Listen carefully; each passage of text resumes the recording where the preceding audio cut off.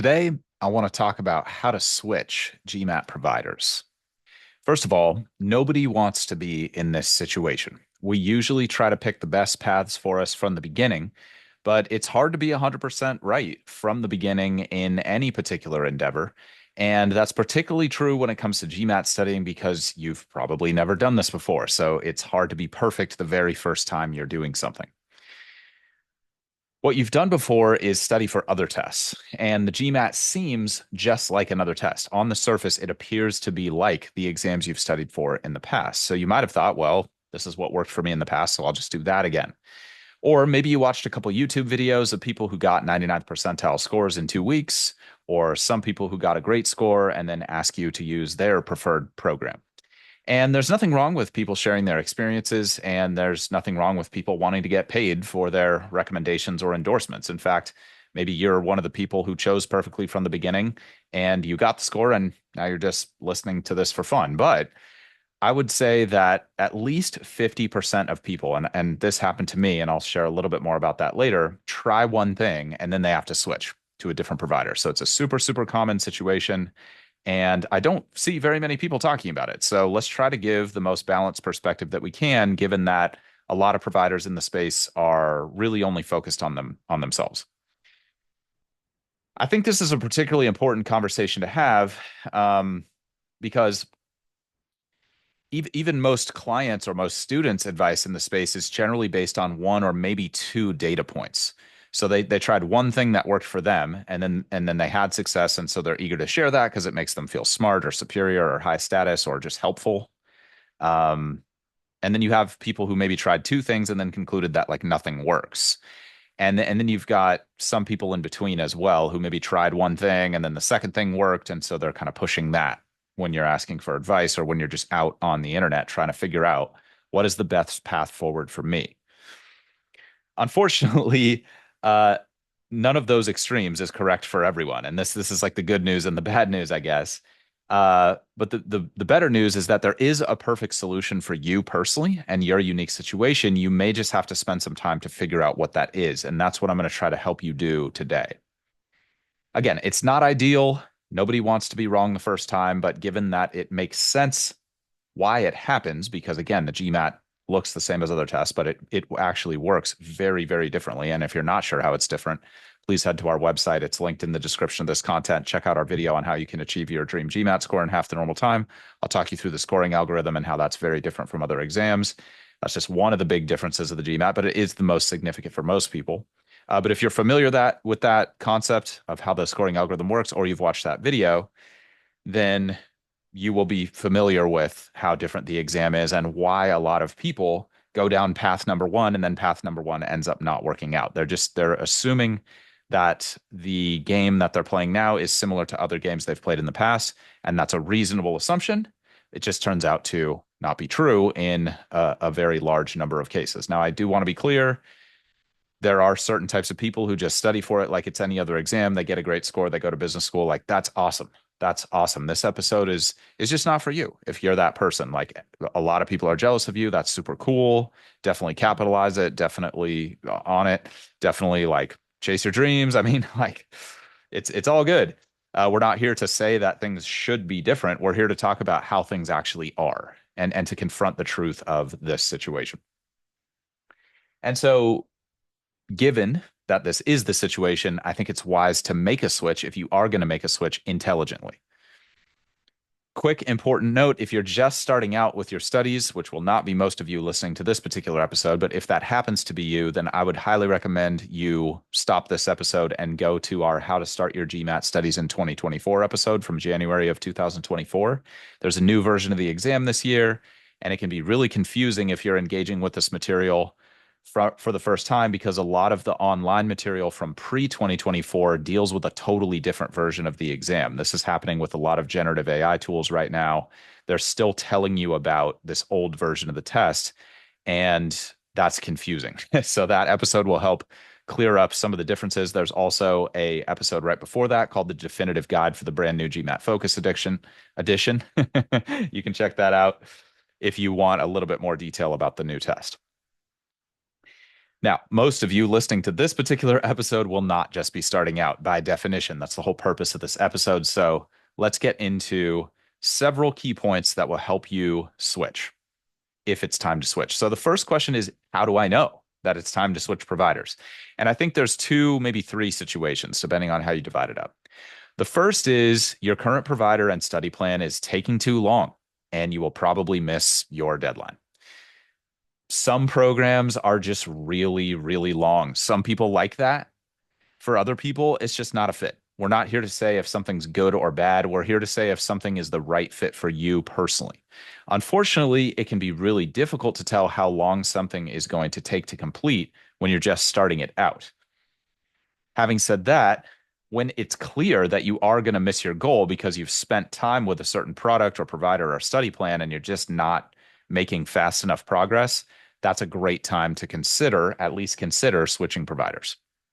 This also applies if you know you're not going to be able to sustain the length of study that's recommended by the program. If you're talking to them and they're saying it's going to be another 6 months, and just physically, emotionally, spiritually, logistically, you just are like, I have to be done in 3 months, then it's time to look at other options. Now, that might be obvious, but there's a few reasons that a lot of people confront these realizations and then don't actually take action on them. And that's part of the reason I'm talking to you about this today. I've seen it happen a lot. So that's situation number one. You're taking too long. You're probably going to miss the timeline.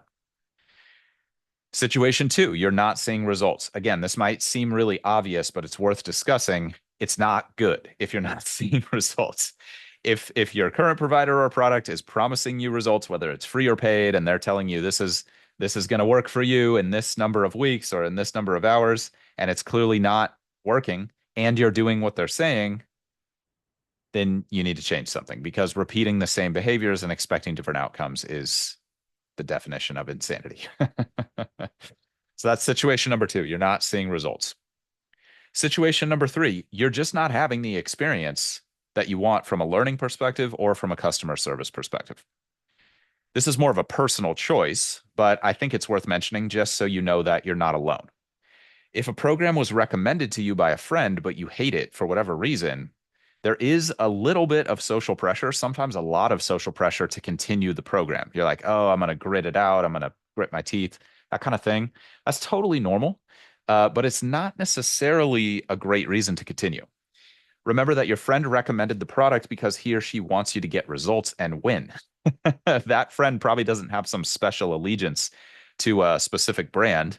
Certainly, some influencers out there do have brand partnerships, and everybody's going to have a different opinion about that. I don't think that's like a productive thing for us to discuss right now, like people's financial motivations or other motivations with brand partnerships.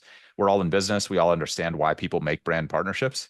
This is just about you making a good decision for you personally. And here's the thing, your friend will understand if you want to switch things up. They didn't recommend the provider to you because they have some allegiance to the provider. They recommended it to you because they care about you and they want you to have success. So it's not your obligation to continue with the brand that they recommended. It's your obligation to continue with the process that is going to get you the most success and that you're going to have a good experience with. So I just wanted to bring that up because, again, I just don't hear a lot of people talking about this. Certainly not top professionals, just have never really heard it come up. And I just want to make sure that those of you who are in these kinds of situations where you're just struggling to decide whether you should switch, I want you to know that I went through that also. And it's really not as big of a deal as it might seem before you make the change. If you explain it in a straightforward and caring way, like your friends are just, they're going to understand. That's why they're your friends. Like they love you for who you are. It just, they understand. Um, those are the main situations that I've seen in which it's good to make a switch. A lot of people confront those situations and are like, cool, I need to switch gears. And then a lot of people confront those situations and then they kind of come up with these stories or beliefs or blockages that keep them from making the decision that maybe deep down they know is the right decision. It's just like not an easy decision for them personally for whatever reason. So once you have recognized it's time to at least do some research on making a switch because you're in one of those situations or a different situation that's causing you to have the same thought, the second step is to write down what you liked about your past provider. even if it was a terrible experience, even if these are terrible human beings who you're working with and you're just like shocked by who they become once you buy their products and services, like worst case scenario, there is probably something that you liked about the product or you probably wouldn't have used it in the first place. And if there's no redeeming qualities to what you're using, then the switch, I mean, it should be quite evident.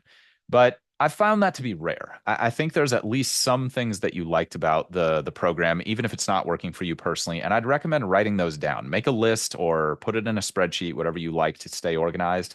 And as you move forward with your research, this will help you filter out other providers and options that don't offer those things that you thought were actually a good fit for you. And that's really, really valuable and important when you're searching for a provider, whether it's the first time around or the second, third, fourth time around in some of our cases, because a lot of the products from a marketing perspective in the space are not well differentiated. Like as a client, it's difficult for you to tell what the differences are between these providers, and it can be difficult to know whose claims to trust. It can be difficult to know who has a great product versus who is just great at marketing their product, and whether what's going to work for other people is going to work for you. It is a challenge and it is overcomable. And this is one of the ways you can start to narrow down the number of options you're considering is knowing what you did like from your experience so far. It's hard to make a decision from the beginning because you don't have experience. But if you're switching, the benefit is you at least have some experience about what is probably going to work for you and what is probably not going to work for you. And I recommend just writing it down. It'll help keep that top of mind as you're moving forward. So that's step two. Step one is admit to yourself it's time to make a switch or at least research other providers.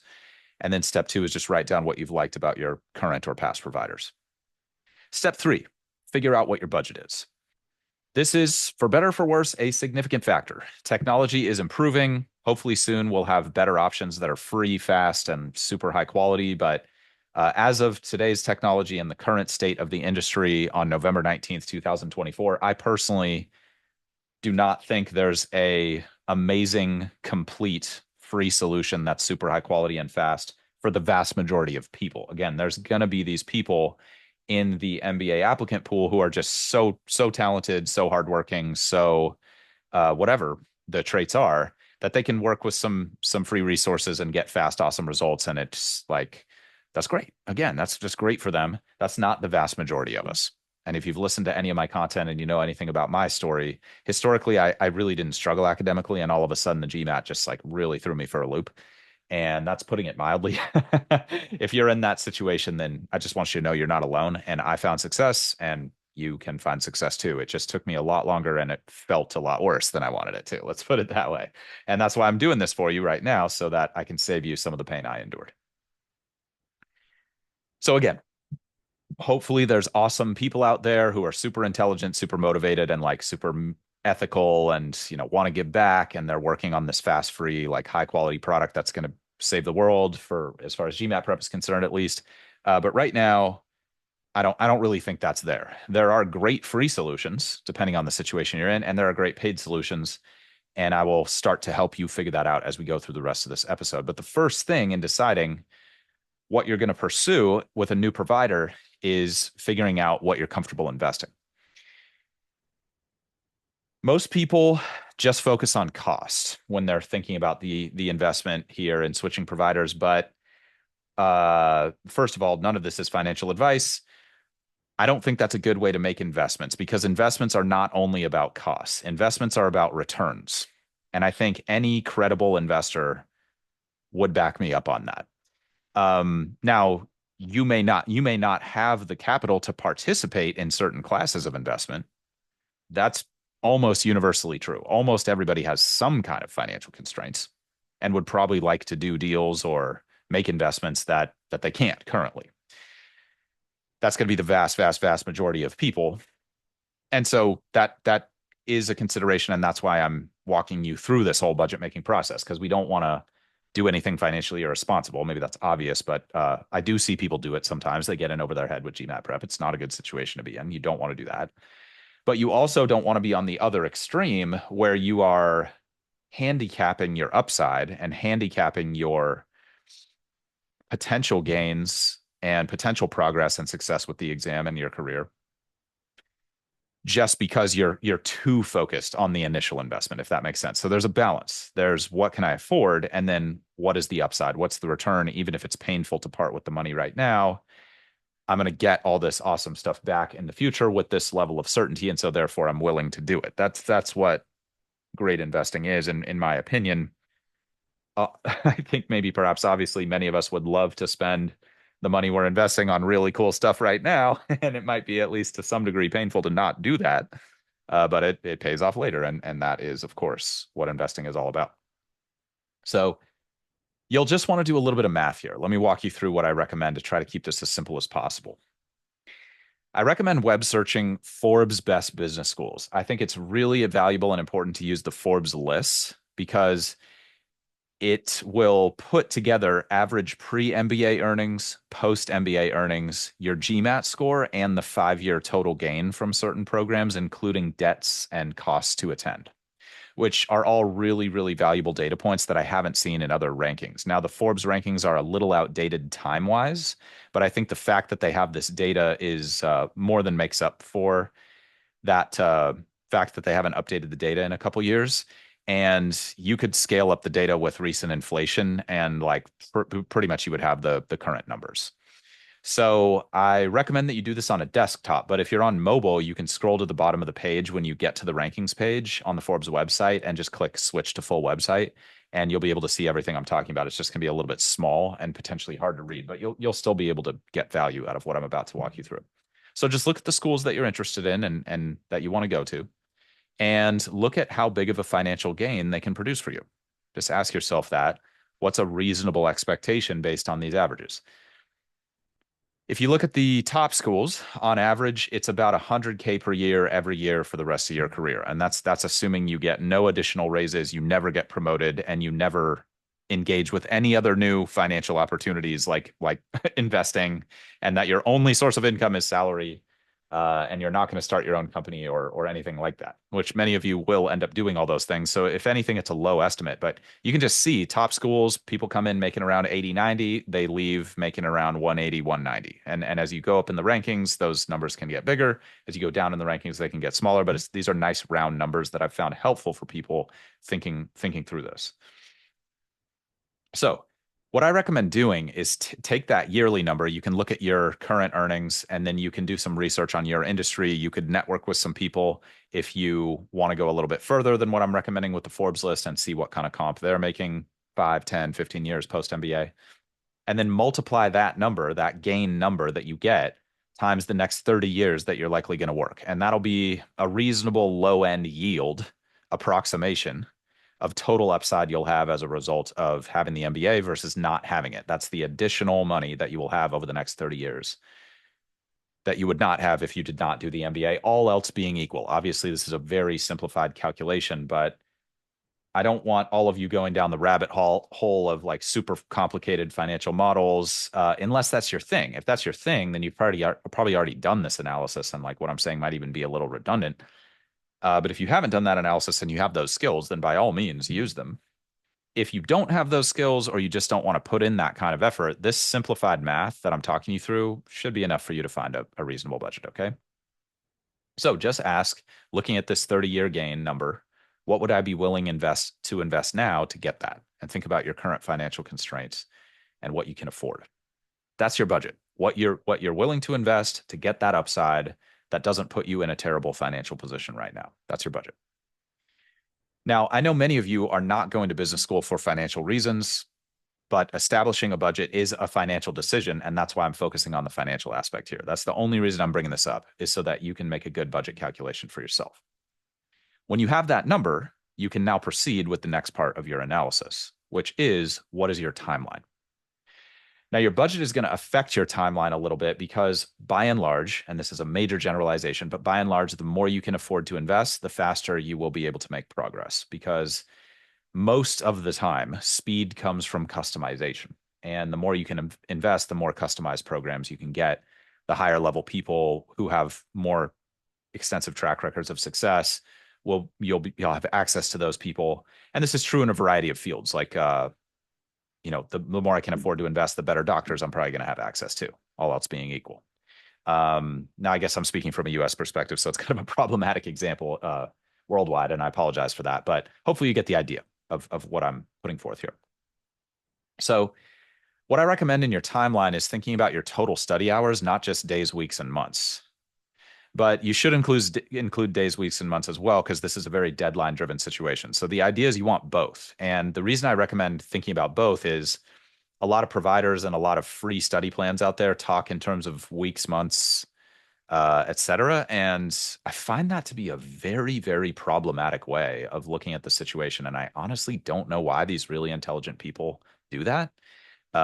Maybe it's just ignorance, like they're so smart and they never had to study hard for the exam. They just like got their score. And so they just assume everybody else is going to be like them. I really don't know. But I really think if you think about it deeply, like if someone's studying 1 hour a week and you have a 10-week study plan, like how is that possibly comparable to someone studying 40 hours a week for 10 weeks? I don't, I don't get the logic there personally, but those are there. And I don't want you to fall prey to these people who seem really credible on the outside being like, yeah, sure, 10-week study plan. Like here it is, 300-point gain, no problem. Some people can do that. Some people could get you a 300-point gain in 10 weeks, but it is not common. That is those kinds of results are not common amongst professionals. And if they were, those people's businesses would be a lot bigger. That's my personal opinion. So let me move on before I get myself in trouble or hurt anybody's feelings here. So um, the question to ask with your timeline is, can you validate that this new program, let's say if you're consider switching, can you validate that this new program has the potential to get you where you want to go with the number of hours and the days, weeks, and months that you have available? And that's going to be quite variable, but here's what I recommend to figure this out. Go online and ask other people who have your current score or approximate current score, how long it took them to have success with each program you're considering. You could do this on GMAT Club. You could do this on Reddit. The issue with those forums is it's primarily people who are still studying. That's just a fact of the matter. Most people who are done studying don't continue to spend a lot of time on those forums, but you might be surprised. You might be surprised. Some people stay subscribed and they're willing to share their data with you. Now, you can also do a search on both platforms. I'd recommend starting with Reddit, searching for like GMAT debrief, and just running through a few data points that you can find and just taking a look at the different programs and the number of hours, days, weeks, and months that people put into them. And just using the scores that are closest to your starting score as a good estimate. If you're starting at a 455 and you're reading a debrief of someone who started at a 605, that's going to be a really difficult comparison to make. It's kind of just like two totally different worlds if you're starting in those different arenas. But if you're at a 555 and they're starting at a 605, probably a little bit more relevant data. It's not that you should throw it out. It's just that you should give it a relevance score, even if it's just mentally be like, I'm only going to consider this like 10%. Whereas this other person who started at 450 and used XYZ program and it took them 500 hours to get to 645 or 650, whatever your goal is, then that would be really strong data. And you would give that like a 90% confidence score. And again, if you're into if you're into the statistical modeling thing, you can include that in your model. If you just want to give it a rough estimate of believability, kind of like off the top of your head or back of the envelope style math, both work, because there's so many assumptions in this situation. It's hard to be perfect, but we'll try to get as close as we can. So again, the key question you're trying to answer is, can you validate that this program has the potential? And that the idea is you want to just start eliminating possible options that are like, yeah, this just doesn't seem realistic. This is just not going to work for me.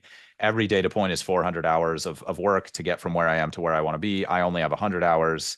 And yeah, like good for them. If they had 400, I don't have that. So I'm going to need a different solution. And this can help you start making more data-backed, more well-researched choices rather than the quick choices a lot of us make when we're trying to buy things these days, which is like quick web search. Oh, here's this like credible seeming website or blog that seems to have a top 5 list. Oh, cool. This is their number 1. I'll go do that. Now, I'm not saying people shouldn't do that.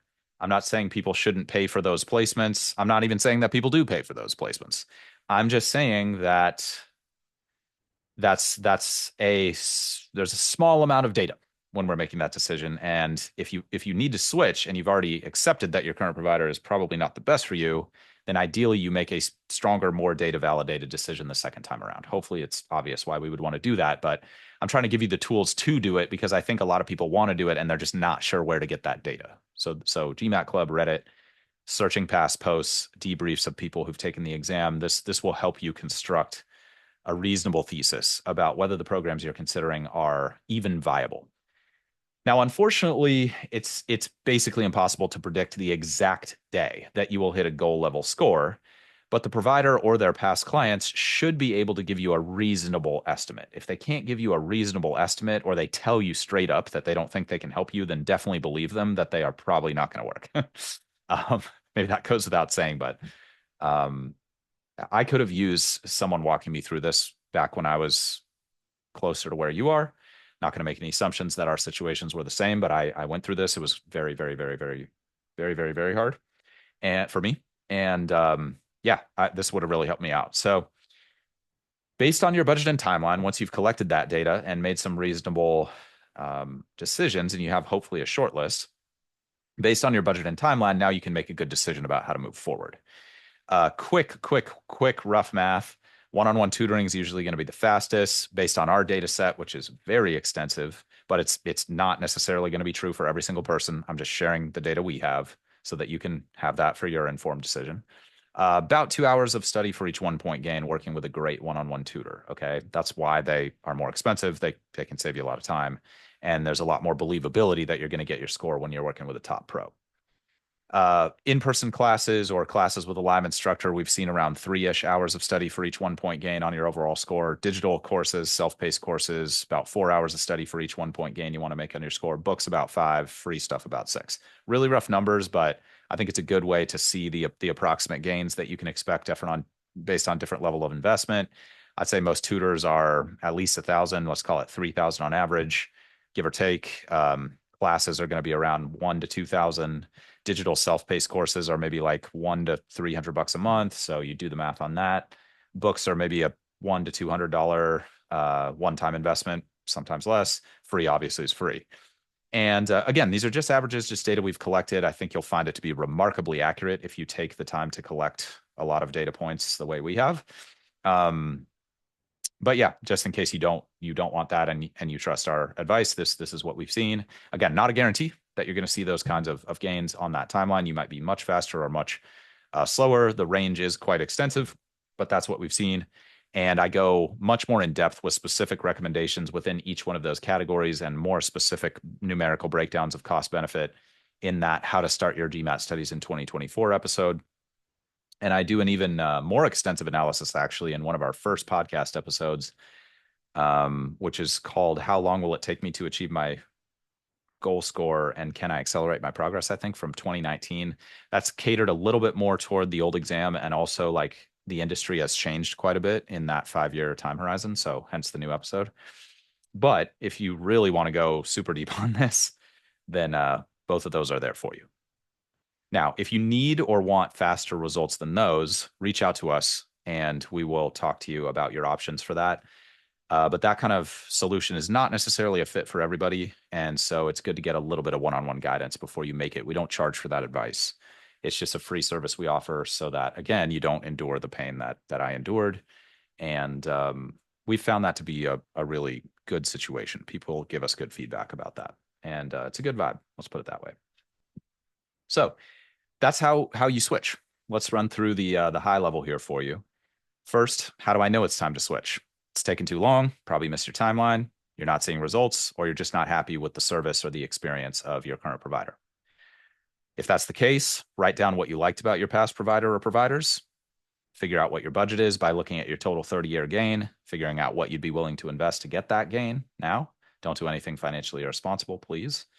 And then figure out what your timeline is, both in terms of hours and in terms of weeks or months. And then do a little bit of research, web searching, find some debriefs from some people who are in a similar situation to yours and figure out what programs are even theoretically viable. At that point, you should be ready to make the switch and focus only on execution. You've heard me talk a lot about execution if you've been following the pod for any amount of time or any of the other channels we release this content on, like YouTube. And you hopefully know that executing well is the only way that you'll be able to evaluate if you're on the right path. If you plant seeds in your garden, then dig them up the next day to see if they're growing, that's going to be very counterproductive. At a certain point, you've got to put your head down and trust the advice that somebody's giving you and execute on it. And then you can put your head up after, let's say, like 2, 3 months, and then assess whether you're making progress there. And you should be able to see it in the numbers, at least on a monthly basis, but maybe even on a weekly basis. Accuracies and hit rates on problem areas should be going up over time. Times should be going down as a general trend. You might not see overnight results, especially if you're trying to piece together a free program for yourself. But over, let's say, 3 months, if your seeds aren't growing in the yard, something's probably wrong. And I would say something similar about your GMAT prep. If they can't move the needle at least a little bit in 3 months, might be time to think about it, another option. Okay. Now there is variance. Please don't do anything silly like taking the test after a full workday when you're exhausted, or taking the test when you're super stressed out because you've been arguing with your significant other all day, or like things like that where it's fairly certain that you're not going to get a peak level performance. Like you have to execute on your side.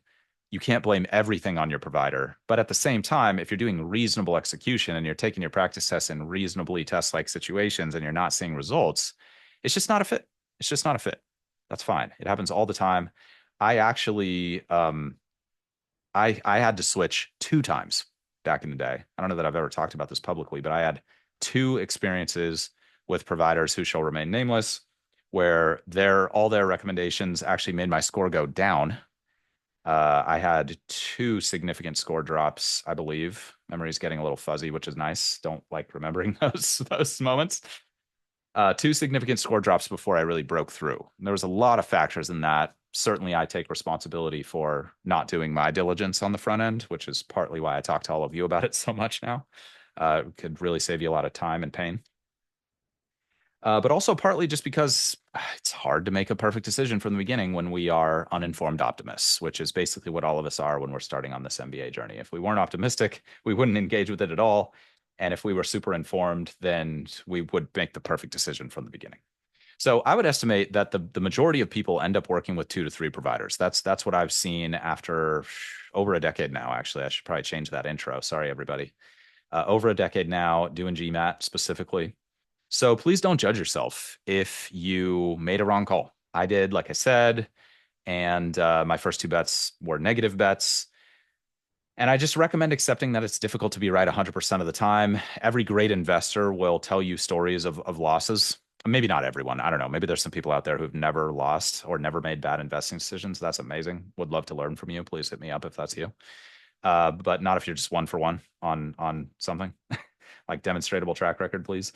And there's a ton of unhelpful information out there in the GMAT space, unfortunately. I think everybody's well-meaning. I think they have positive intentions for the most part. There are a few terrible people who I've come across, and that sucks. But honestly, that's probably most industries, I would say. Like there's just a few people who just, who knows why they do what they do.